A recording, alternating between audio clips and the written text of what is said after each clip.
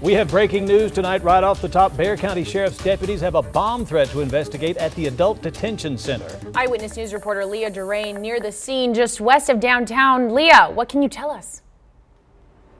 Well, I can see the jail right behind me, but we're somewhat of a distance away from there. Bexar County Sheriff's deputies have made a sweep of this area that included bomb-sniffing dogs, and they have not found anything just yet. They did give an all clear for this area about an hour after that initial threat call was made. SAPD dispatch actually took that call and they told investigators that someone was threatening to blow up the jail. While first responders have not found anything at this time, they're still being vigilant and looking for anything or anyone suspicious.